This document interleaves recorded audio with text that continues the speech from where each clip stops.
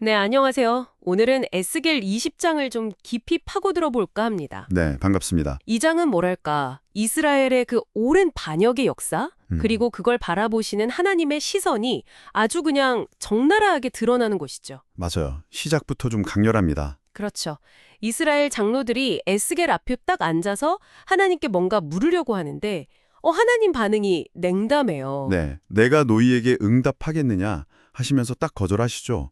그들의 과거 또 현재의 불신실함 때문에. 그러면서 에스겔에게 먼저 조상들의 그 가증한 일부터 알리라고 명령하시는 거예요. 네, 역사를 되짚어보게 하시는 거죠. 그래서 이야기가 애굽 시절로 쭉 거슬러 올라갑니다. 하나님이 이스라엘을 딱 선택하시고 그 유명한 젖과 꿀을 흐르는 땅, 가장 좋은 땅으로 내가 인도하겠다 약속하신 바로 그 시점이죠.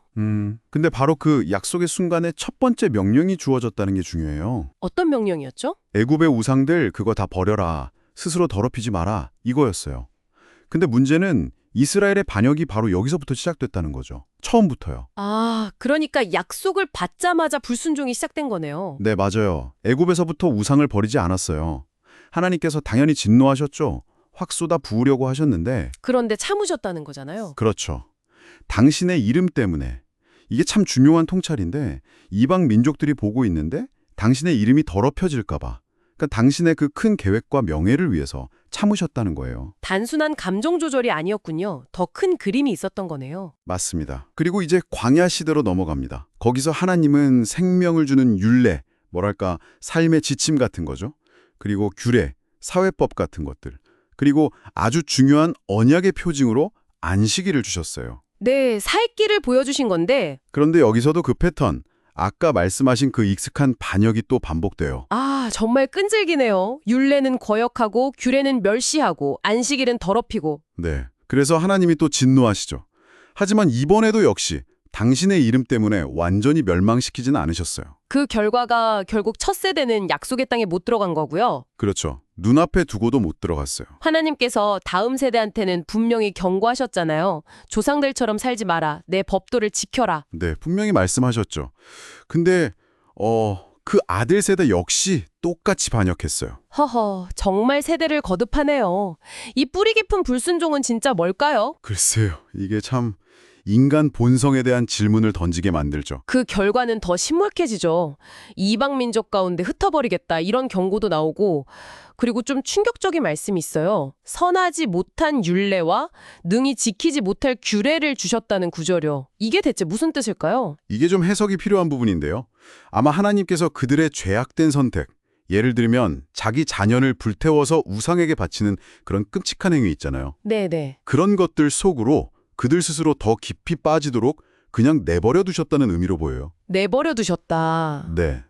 그러면서 역설적으로 당신이 역사의 주관자이심을 내가 여호와인 줄 알게 하려 함이라 이걸 보여주시는 거죠.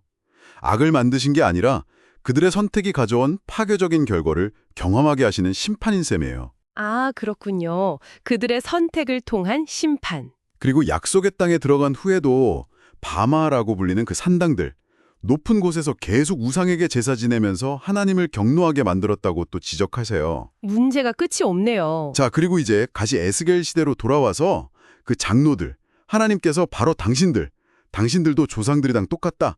이렇게 직접 꾸짖으시는 거예요. 아, 그래서 처음에 질문에 대답 안 하신 거군요. 그렇죠. 바로 그겁니다. 계속 하나님을 거역하면서 어떻게 그분의 인도를 구할 수 있겠어요. 나무랑 돌 섬기면서 이방인처럼 되고 싶어하는 그 속마음, 그거 절대 안 이루어진다고 딱 잘라 말씀하세요. 와, 정말 단호하시네요.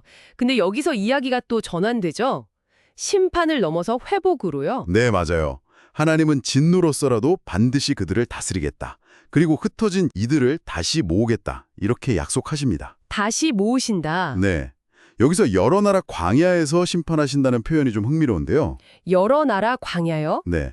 마치 첫 번째 광야 여정처럼 이번에는 이방 민족들 사이에 흩어져 있는 그 상태에서 정화 과정을 거치시겠다는 거예요. 아하, 또 다른 광야군요. 그렇죠. 목표는 반역자들을 골라내서 제거하고 남은 사람들은 목자의 막대기 아래로 지나가게 해서 언약의 줄로 매는 것. 그러니까 양 세듯이 하나하나 세심하게 점검해서 다시 언약 관계로 들이시겠다는 거죠. 와, 굉장히 구체적인 이미지네요. 그리고 마침내 소망이 나옵니다. 정결하게 된 이스라엘이 하나님의 거룩한 산, 시온산에서 온전히 하나님을 섬기게 될 것이다. 네, 섬기게 된다. 그리고 하나님께서 그들의 예물을 기쁘게 받으시고 그들을 통해서 당신의 거룩함을 나타내실 거다. 그때가 되면 비로소 그들이 하나님을 제대로 알고 자기들의 과거 악행을 스스로 미워하게 될 거라고 하세요. 스스로 미워하게 된다. 네. 근데 이 모든 회복이 그들이 잘나서가 아니라 오직 하나님의 이름, 그분의 명예를 위해서 이루어지는 일이라고 또 강조하시죠. 결국은 하나님의 신실하심이네요. 그렇습니다. 마지막 부분은 남쪽 지역 네겝을 향한 불심판 예언이죠? 좀 비유적인 표현 같은데? 네. 임박한 심판에 대한 강렬한 비유예요. 여기서 에스겔 자신의 좀 뭐랄까 좌절감 같은 것도 살짝 엿보여요. 사람들이 자기를 그냥 비유나 말하는 사람 취급한다고 한탄하거든요. 아, 그랬군요. 전달한 입장에서도 쉽지 않았겠네요. 그렇죠. 자, 이렇게 끊임없이 반복되는 반역의 역사 속에서도 포기하지 않으시는 하나님의 은혜, 그리고 심판과 회복의 이 거대한 순환, 이걸 보면서 여러분은 하나님의 성품, 또 인간의 책임에 대해 어떤 생각을 하게 되시나요? 네, 오늘 이 에스겔 20장 이야기가 여러분께는 어떤 의미로 다가오셨는지 궁금합니다.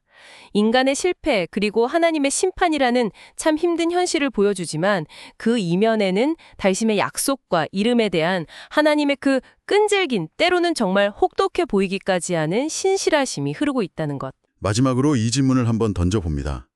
이처럼 정말 한계까지 시험받는 것 같은 하나님의 인내, 이 길고 긴 역사적 관점을 이해하는 것이 오늘 여러분이 결과를 받아들이고 회개하고 또 궁극적인 소망을 바라보는 방식에 어떤 영향을 미칠 수 있을까요? 한번 깊이 생각해 보시면 좋겠습니다.